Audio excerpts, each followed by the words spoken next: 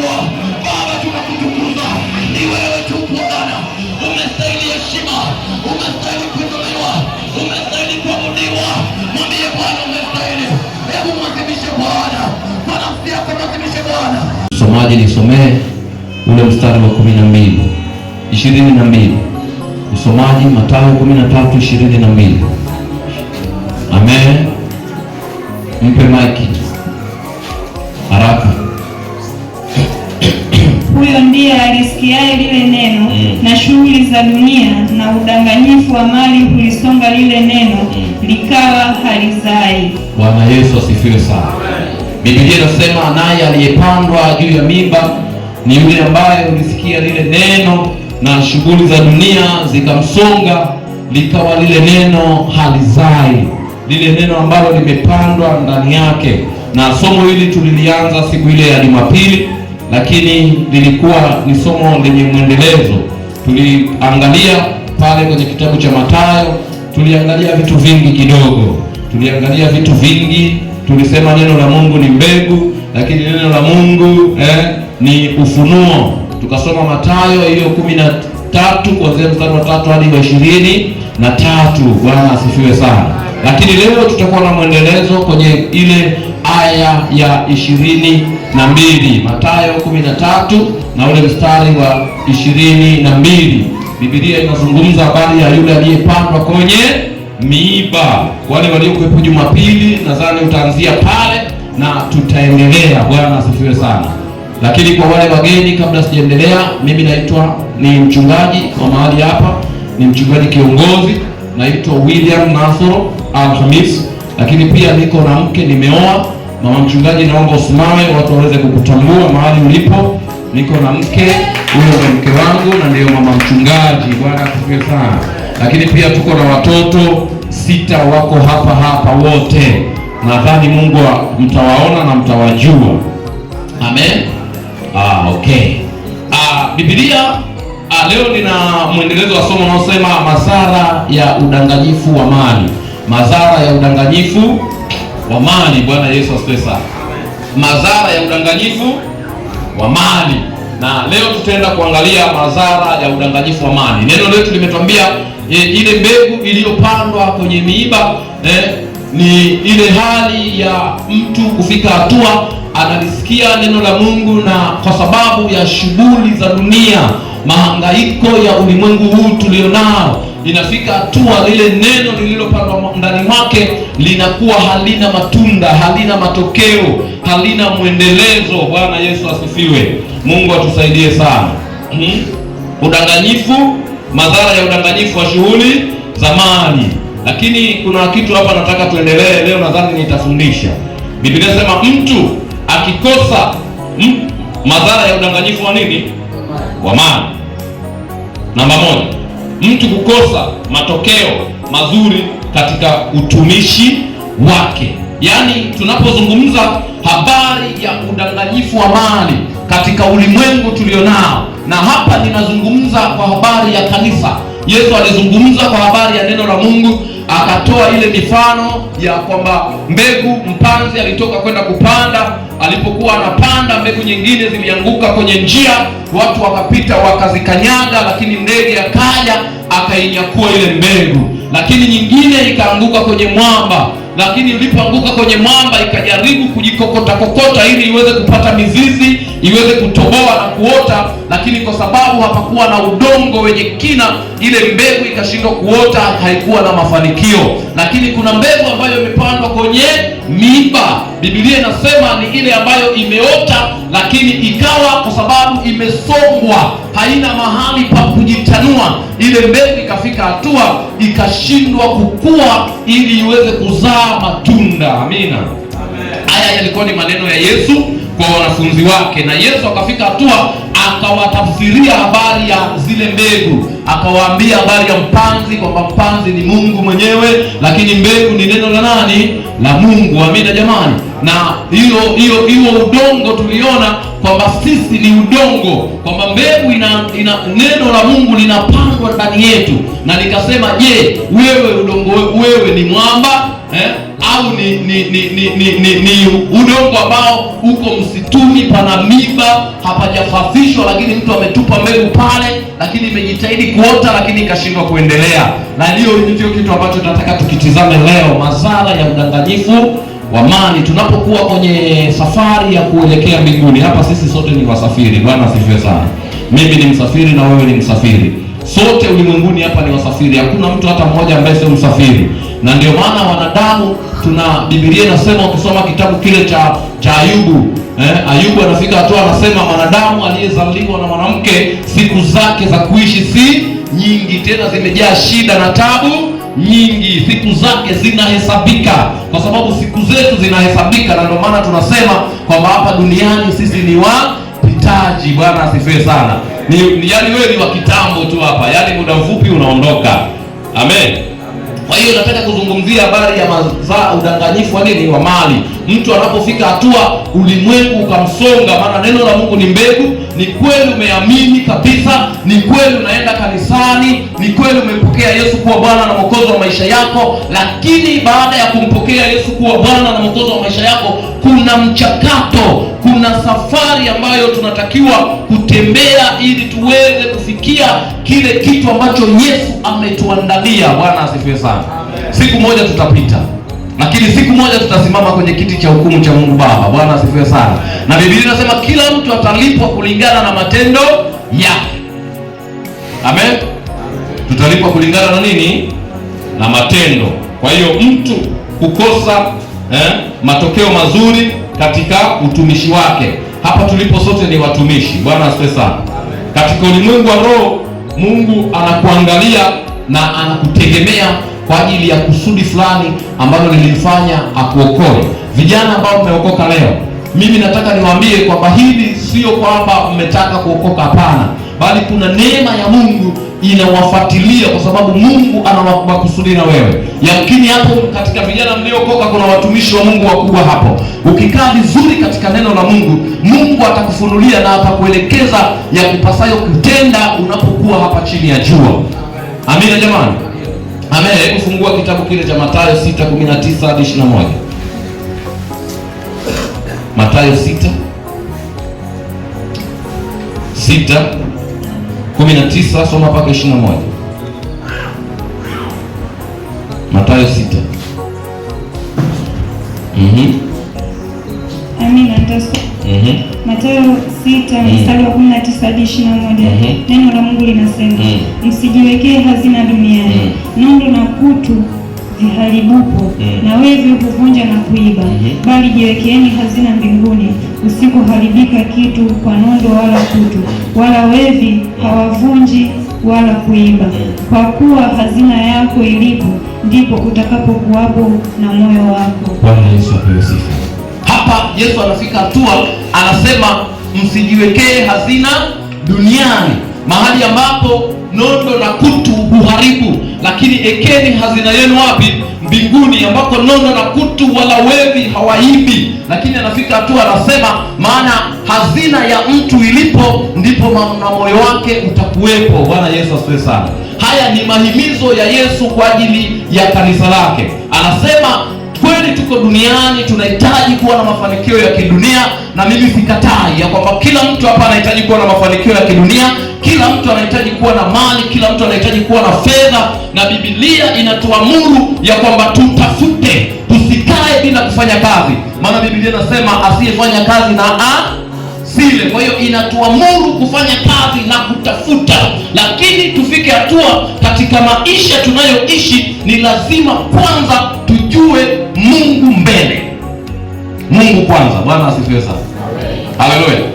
Tuko sawa sawa? Maana Mungu ndiye anayetufanya tuwe na uwezo wa kutafuta. Mungu ndiye anayetupea pumzi tulizo nazo. Mungu ndiye anayetupea maarifa ya kufanya biashara. Mungu ndiye anayetupea uhai huu tulionao. Bwana asifiwe sana. Kwa hiyo ni lazima tufike hatua tuone thamani ya Mungu kwenye maisha yetu, ya kwamba yeye ndiye anayetusababisha kuwa hivi tulivyo. Mali tulivyo nazo ni kwa sababu yeye ameturidhia. Amina. Yaani ulivyo navyo ni kwa sababu Mungu ameridhia uwe navyo. Amina. Tuko sawa sawa? Unajua kuna watu wakati mwingine anapofika mahali fulani anasema hii nimefika kwa sababu ya juhudi nilionayo. Hapa nimefika kwa sababu ya pesa ya mtaji niliyopata. Hapa nimefika kwa sababu ya nguvu ambayo nilifanya kazi kwa bidii, ndiyo maana nimefika hapa. Hapana. Kuna watu wana juhudi kuliko wewe. Kuna watu wana maarifa kuliko wewe. Lakini hapo ulipo Mungu amekurizia ili uwepo hapo. Bwana Yesu asifiwe sana.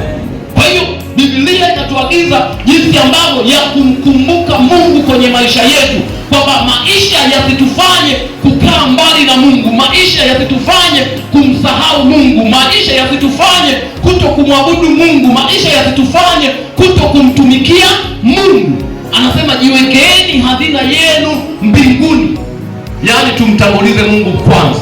Lakini Biblia inasema tafuteni kwanza ufalme wa nani na haki, na vingine vyote mtafanya nini?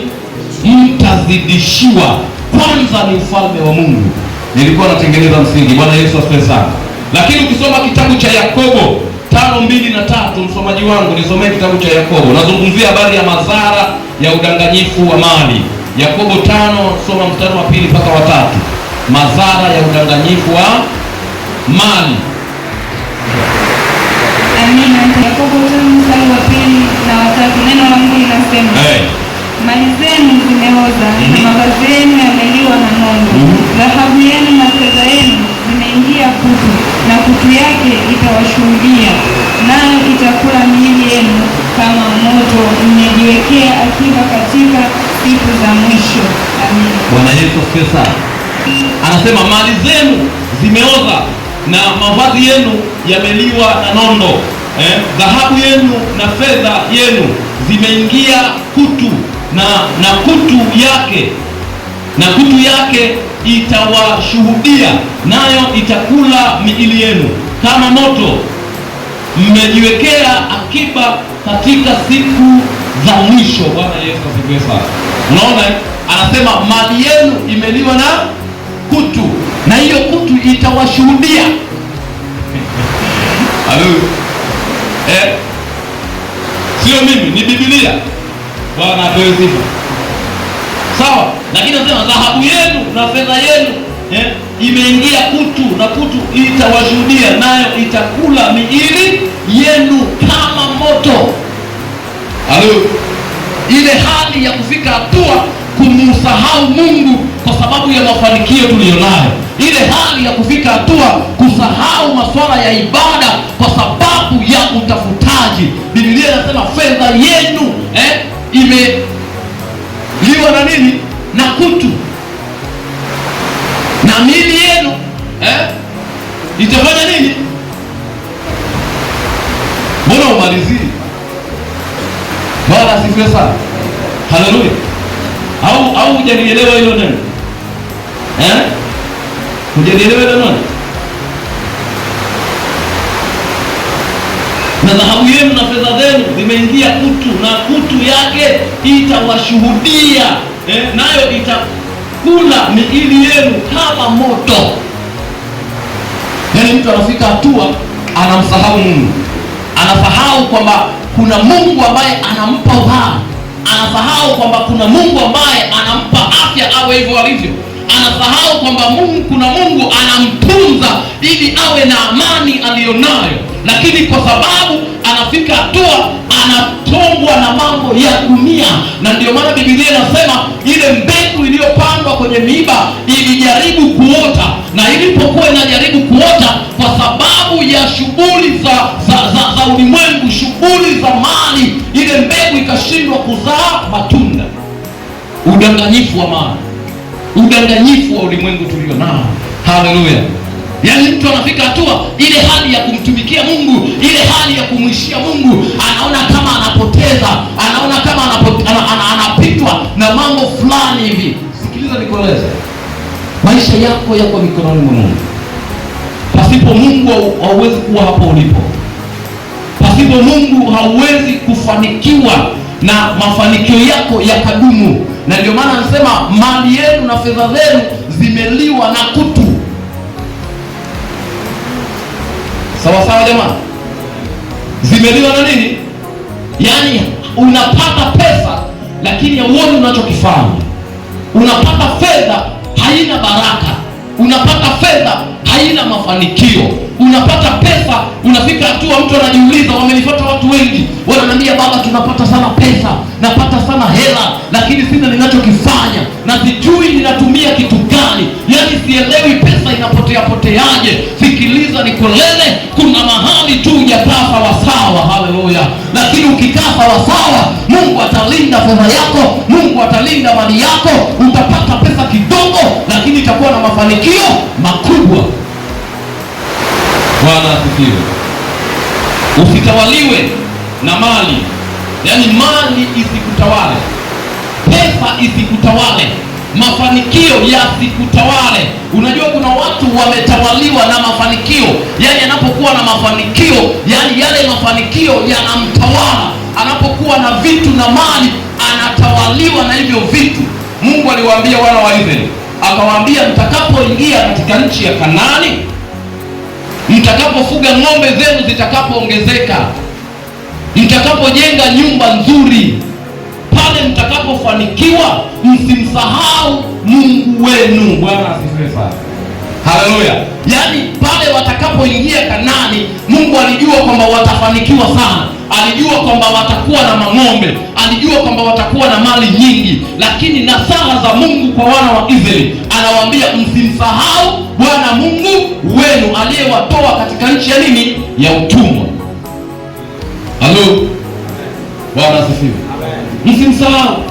Kweli mtafanikiwa, lakini mafanikio yenu yasiwasababishe kumsahau Mungu. Yaani mali zenu mtakazokuwa nazo zisitawale maisha yenu. Mungu ndiye awe mtawala. Bwana asifiwe sana. Mwambie jirani yako, Mungu awe mtawala kwenye maisha yako. Haleluya, mwana wa Mungu. Haleluya, mwana wa Mungu. Tuko sawa sawa? Hebu fungua kitabu cha Timotheo 6:9. Leo nafundisha Timotheo 6:9. Timotheo 6:9. Kitabu cha Timotheo 6:9. Nisomee hapo.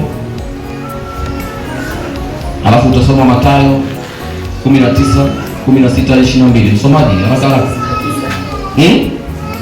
Timotheo wa kwanza 6:9. Amina, mtasoma. Neno la Mungu linasema, ni hao watakao kuwa na mali kuanguka katika majaribu na tanzi na tamaa nyingi zisizo na maana zenye kudhuru ziwatosazo wanadamu katika upotevu na uharibifu.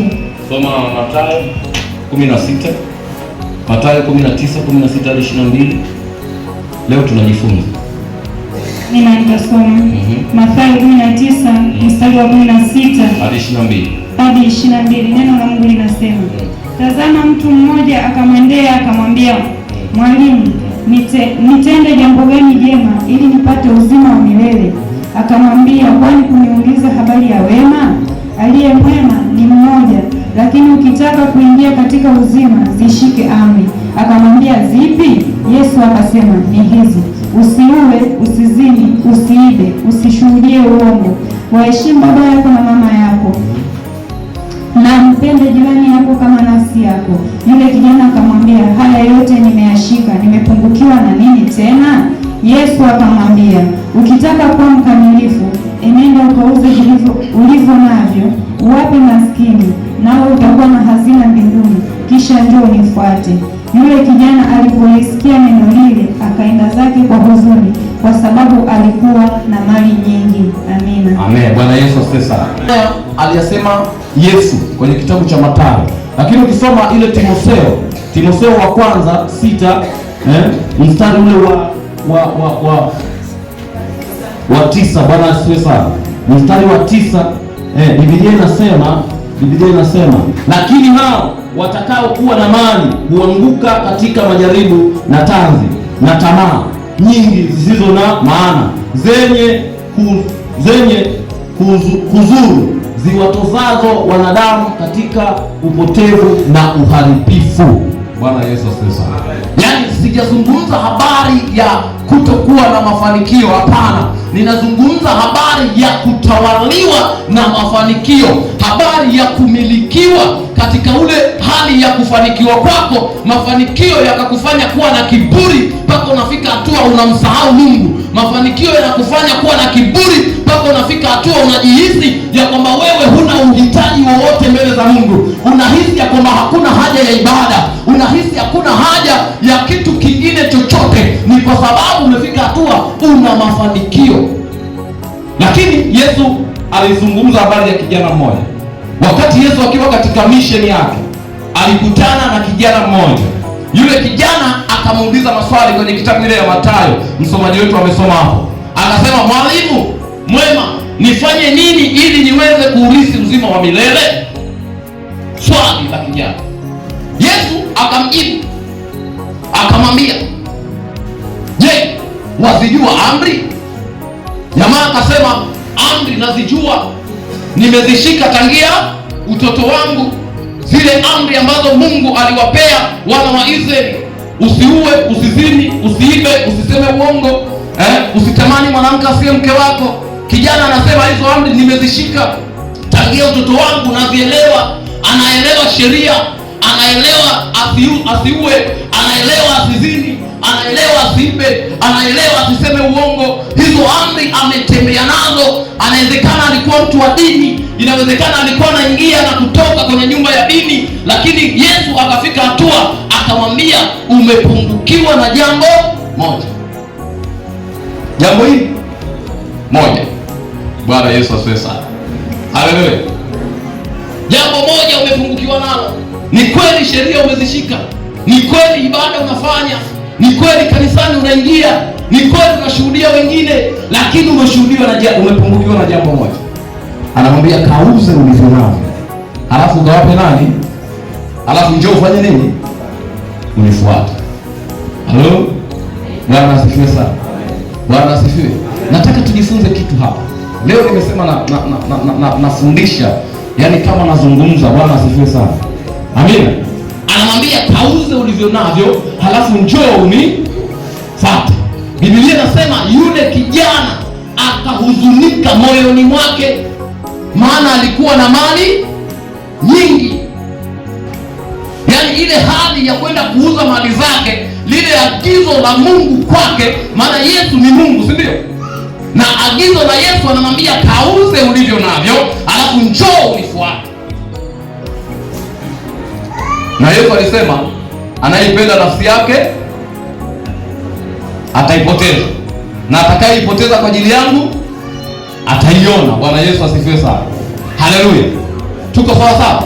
Kijana kwa sababu alikuwa ana mali nyingi, yani ametawaliwa na mali, ametawaliwa na anasa za dunia, ametawaliwa na tamaa za mali, akafika hatua akapishana na neema ya Mungu. Bwana asifiwe sana. Haleluya. Biblia inasema yule kijana aliondoka kwa huzuni. Haleluya. Tuko sawa sawa? Akaondoka kwa huzuni, yaani kwa sababu alikuwa yeye ameatamia mali zake. Mali zake ndo kila kitu, mafanikio yake ndo kila kitu. Hana upendo kwa wengine, maana Biblia inasema kauze uwape maskini. Inawezekana kulikuwa na wahitaji pale, inawezekana kulikuwa na watu wana njaa pale. Yesu anafika hatua anamwangalia ya kwamba huyu mtu akiniamini, huyu mtu akibeba roho ya upendo, atawasaidia wale wahitaji walioko pale, atawasaidia wale maskini. Lakini yule jamaa alikuwa ni binafsi, roho ya ubinafsi, roho ya kutokujali wengine. Halo. Bwana asifiwe sana. Bwana asifiwe. Amen. Haleluya. Ni mara ngapi umemkuta mtu ana uhitaji? Ni mara ngapi umemkuta mtu hana chakula? Ni mara ngapi umemkuta mtu anaumwa, hana pesa ya kununua Panadol, lakini una uwezo wa kumsaidia akaenda kununua Panadol, lakini umefika hatua ni kwa sababu umekosa ile hali ile hali ya upendo kwa wengine, umeshindwa kumsaidia. Ni mara ngapi? Ni mara ngapi umejua ndugu yako ana uhitaji kweli kabisa, ana uhitaji na uwezo wa kumtoa kwenye lile tatizo, unao uwezo wa kumsaidia, na Mungu amefika hatua anasema na wewe, anasema kile ulicho nacho, hebu msaidie huyu kijana, hebu msaidie huyu mama, hebu msaidie huyu mtoto. Lakini unafika hatua nimepungukiwa. Sikiliza nikolele, huo ni ubinafsi. Ndicho alichofanya yule jamaa. Watu wenye mimi, halo, mimi mimi, haleluya. Huo sio Kristo. Bwana asifiwe sana. Yaani Mungu akikubariki ni sawa na bomba ya maji. Haleluya, haleluya. Maana bomba ya maji kazi yake ni kutoa maji, na yale maji hayaishi. Kila yanapotoka ndivyo yanavyosafika. Wewe ni kisima. Halo, unajua kisima chenye chemichemi, Bwana asifiwe sana, kikiwa kinatumika zile chemichemi ndio zinaendelea kufunguka. Lakini kisima kikiwa hakitumiki, nataka nikwambie hata chemichemi zitaziba. Halo, halo. Ndivyo ilivyo kanuni. Kwa hiyo Mungu anapokupa kitu, elewa ya kwamba wewe amekuamini ya kwamba wewe utakuwa chemichemi. Maana bomba kazi yake ni kumwaga maji, na kila inapomwaga maji watu wanachota, bomba inaendelea kumwaga maji. Haleluya, haleluya. Tuko sawa sawa. Yule jamaa kawaida alikuwa na roho ya ubinafsi, lakini Biblia inatuagiza wapeni watu vitu. Kipimo kile upimiacho ndicho utakachopimiwa, lakini tofauti yake kitajazwa, halafu kitasukwa hata kumwagika. Sasa ni kipimo gani unapimia? Bwana asifiwe sana. Haleluya. Kipimo gani wewe unachopimia? Vipimo viko vya tofauti. Zamani walikuwa hakuna kilo, kulikuwa na kibaba, kulikuwa na nusu kibaba, kulikuwa na pishi kulikuwa na pishi. Kwa maana hiyo kwenye pishi kuna nusu kibaba. Amen. Kuna robo, kuna nusu kibaba, alafu kuna pishi. Ile pishi ndio ilikuwa inapimiwa. Kama ni mahindi yanajazwa kwenye pishi, shwa mpaka yanamwagika, hiyo imejaa, inahesabiwa 1 2. Bwana asifiwe sana. Sasa sijui unapimia kwenye nini? Unapima kwenye pishi ama unapima kwenye nusu kibaba? Maana kile kibaba kile ndio nusu pishi, ndio kinaitwa kibaba. Si Wazanzibari tunaelewa hayo. Bwana Yesu asifiwe sana. Sasa sijui ni kipimo gani ambacho wewe unapimia. Unajua mwenyewe kipimo unachopimia. Kitajazwa hicho, kitasukwa hicho, kitamwagika hicho unachopimia. Kama unapimia kifuniko cha soda, hicho kifuniko cha soda kitajazwa, kitasukwa, kitamwagika. Halo. Bwana Yesu asifiwe sana. Huyu ukitaka kufuatilia habari za huyo kijana ambaye alifika hatua akaambiwa kauze ulivyo navyo, utasoma kitabu cha Marko sura ya 10 mstari wa 17 hadi 31. Utasoma tena Luka 18 mstari wa 18 hadi mstari wa 30. Lakini twende kwenye kitu kingine. Yesu hakutuzuilia kuwa na mali, bali mali zetu zimtukuze Mungu. Bwana asifiwe sana. Yesu hakutuzuilia sisi kuwa na mali. Amina jamani. Amen. Lakini mali zetu zimtukuze nani? Mungu. Bwana asifiwe. Haleluya. Tuko sawa sawa? Hajazuia. Yesu anasema yeye alifanyika kuwa maskini ili sisi tuwe tajiri, si ndivyo? Bwana asifiwe sana. Lakini anapotufanya kuwa matajiri, utajiri wetu umtukuze huyu Mungu. Anapotupea vitu vyetu vimletee Mungu utukufu. Amina jamani. Vitu vyetu vililetee kanisa la Mungu utukufu. Mwingine anasema jamaa huyu natakiwa nikufundishe. Maana kuna watu hapa naona wanaenda kubarikiwa sana. Utaenda kuona huko mbele. Naona baraka kubwa zinaenda kutokea kwa watu. Amen. Tuko sawa sawa? Hebu fungua kitabu ya Zaburi 62. Usome mstari wa 10b. Zaburi 62 mstari wa 10b. Nikisema b msomaji unanielewa. Zaburi 62 mstari wa 10b. Amina, nitasoma. Neno la Mungu linasema, mali izidipe sana moyoni. Bwana Yesu asifiwe. Haleluya. Mali izidipo, msiangalie sana moyoni. Bwana Yesu asifiwe sana. Yaani Mungu anapokubariki, Yaani ile mali usiangalie sana moyoni. Amen. Tuko sawa sawa? Yaani ile mali isikutawale. Kuna mtu ananielewa? Amina. Ile mali isikufanye kuwa na kiburi, ukawaona wengine si kitu, ukafika hatua mpaka kumuona Mungu si kitu, ukafika hatua mpaka kuona kwenda kwenye ibada ni unapoteza muda. Mali zilipo usiangalie sana wapi, iangalie kwa macho kwamba hii ni mali, lakini moyoni isitawale maisha yako. Tuko sawa sawa? Amina. Yaani baraka zikiongezeka zisiyatawale maisha yako, baraka zisifanyike Mungu kwako, baraka zisifanyike ndo kila kitu kwako. Sisi hapa tunawaombea baraka. Kuna watu walifika hatua hawana kitu, hana chochote, lakini alipofika hatua akabarikiwa, mwanangu akanunua na kagari ka EST, anafika hatua anabadilisha na kanisa, anasema Mahonda hapanifai tena, maana mimi si wa viwango vya kuabudu Mahonda. Mali zilipo usiangalie sana moyoni.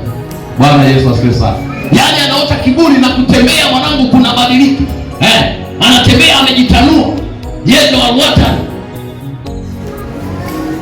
Yaani mali imebeba moyo, imebeba Mungu. Halo. Bwana asifiwe sana.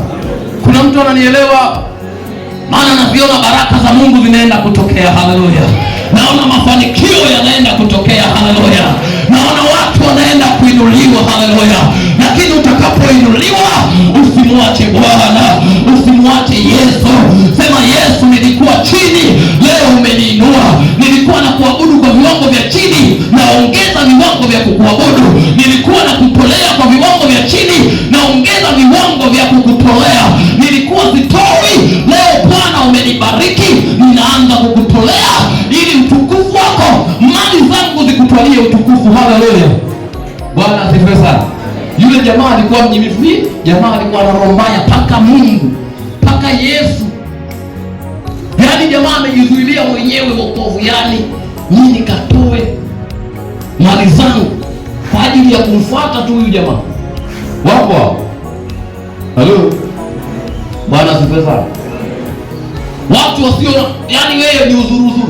Mambo ya kimungu yeye Bwana asifiwe. Kushirikiana na wenzake yeye Matukio yakitokea, wamama mpo? Halo. Mama mmoja akanipigia simu akamwambia wamama wanawake waje wanitembelee. Kama unasema waambie wamama waje wanitembelee. Manake nimejifungua na sasa hivi bado nikafikiri, nikamuuliza wako unashiriki kwa wamama? Umewahi kuhudhuria kwa wamama? Umewahi kumtembelea japo mama mmoja? Yaani wamama wao wanatangaza, jamani Jumanne kumtembelea mama fulani. Wengine wao kona kila siku yanazuru. Hata kama una kitu, ushirika wako tu. Amina. Bwana asifiwe sana. Amen. Yaani ushirika wako na wenzako utakufanya tatizo litakapotokea watu watakukimbilia. Haleluya.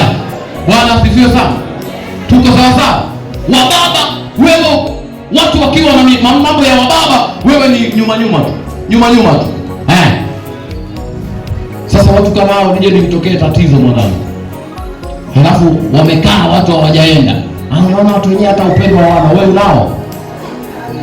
unao hata upendo hawana. Nimekutwa na tatizo hata kunitembelea. Unatembeleaga wenzio. Halo. Bwana asifiwe. Wapeni watu vitu. Bwana asifiwe sana. Haleluya. Wapeni watu vitu. Sasa unataka upewe wewe tu, maskini ya Mungu. Wewe unataka kuwapa watu vitu, usaidiwe wewe tu.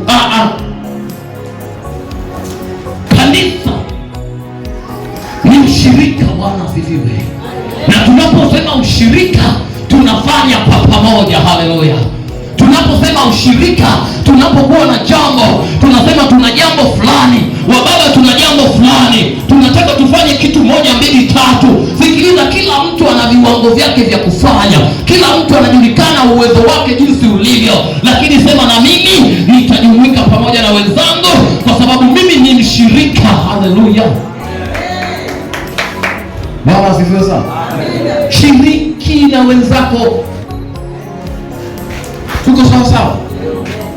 Amen. Hili litakapo kutokea na wewe, watu wasikilize maswali. Jamani, yule waga atumuona mapita. Kumwona yule yaani ndio kiamboa habari za wamama yeye.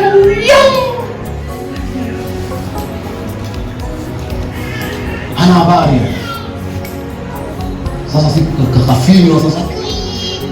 Nikamwambia mama, kuna utaratibu wa mama watembege vitembeagi tu. Sasa nimwambieje? Je, mama pita, nendeni mkamtembelee mama fulani, hamjui. Bwana asifiwe sana. Hajawahi kumuona. Kama itabidi mwende mkamhubiri Injili, amina, aokoke aje awe mshirika. Bwana asifiwe sana. Mimi ndivyo nilivyo. Mimi sipindishagi mambo bwana. Mimi ikinyoka imenyoka, ikipinda imepinda. Ndivyo nilivyo na sitabadilika. Amen. Tuko sawa sawa?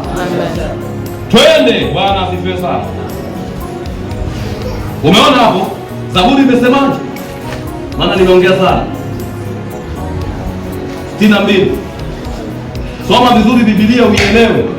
Sio kasema mchungaji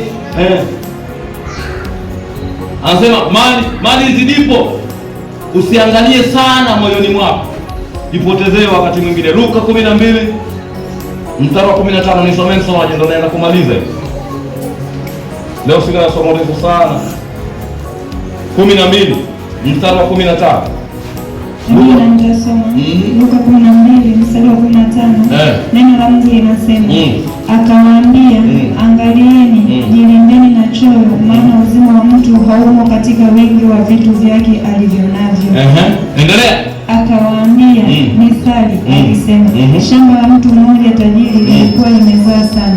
Akaanza kuwaza moyoni mwake akisema, nifanyeje? Maana sina pa kuyaweka akiba mavuno yangu.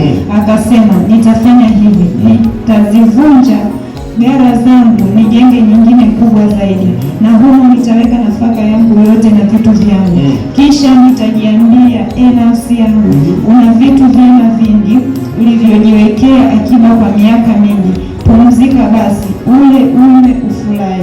Lakini Mungu akamwambia, mpumbavu wewe, usiku huu wa leo wanataka roho yako, na vitu ulivyojiwekea tayari vitakuwa vya nani? Ndivyo alivyo mtu ajiwekea nafsi yake akiba, asijitajirishe kwa Mungu. Akawaambia wanafunzi wake, kwa sababu hiyo nawaambia, msisumbukie maisha yenu, mtakula nini, wala miili yenu mtavaa nini. Bwana Yesu asifiwe sana. Ukisoma kitabu cha Luka kule imetuambia vipi kwenye kitabu cha Zaburi kule. Bwana Yesu asifiwe sana. Mali zidipo usiangalie sana moyoni. Huyu jamaa aliangalia sana mali. Amen. Amina jamaa. Mstari wa 15 Biblia inasema, haya ni maneno ya Yesu, sio mimi. Anasema, akawaambia, angalieni, jilindeni na choyo, maana uzima wa mtu haumo katika wingi wa vitu vyake alivyonavyo. Akawaambia mithali akisema, shamba la mtu mmoja tajiri lilikuwa limezaa sana. Akaanza kuwaza moyoni mwake akasema, nifanyeje? Maana sina pa kuyaweka akiba mavuno yangu. Akasema, nitafanya hivi, nitazivunja ghala zangu. Zilikuwa ndogo, mali zimekuwa nyingi. Nitazivunja ghala zangu, nijenge nyingine kubwa zaidi, na humo nitaweka nafaka yangu yote na vitu vyangu. Kisha nitajiambia nafsi yangu, yani nafsi ndio imeangalia nini?